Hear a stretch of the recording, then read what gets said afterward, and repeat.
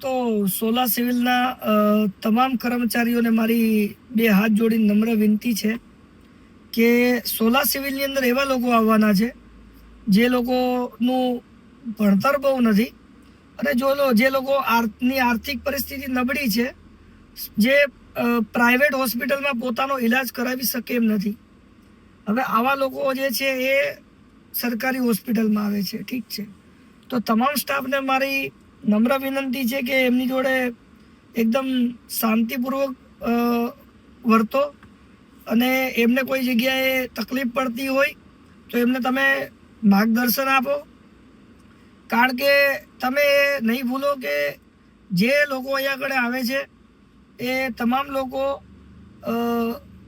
Road tax, toll tax, પેટ્રોલનો tax, ડીઝલનો tax અને CGST, SGST જેવા અનેક જાતના ટેક્સ આપે છે.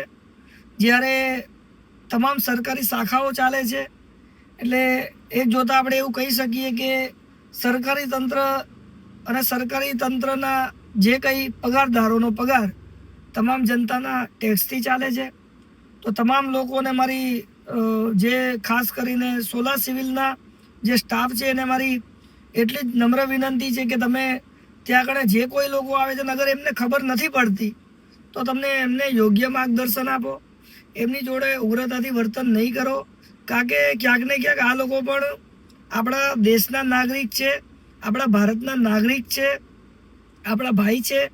બસ એની પરિસ્થિતિ થોડી નબળી છે, પૈસે ટકે થોડા દબાયેલા છે, પૈસા ટકા નથી એમની પાસે, ભણતરનો અભાવ છે, જેના હિસાબે એ લોકો આપણી પાસે આવે છે અને આપણી પાસેથી મદદ માંગે છે. ને આપણે આવા સંજોગોમાં જે સંજોગોમાં એ લોકોને કોઈ બીમારી હોય અથવા એમનું ઘરમાં કોઈ બીમારીથી જૂझતું હોય તો જે લોકોને ખબર પડે છે, જે લોકો એ લાઈનમાં છે એને પૂરેપૂરો સામાન્ય જનતાને સપોર્ટ કરવો જોઈએ.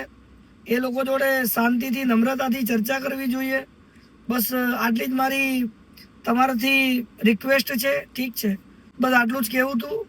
Thank you so much.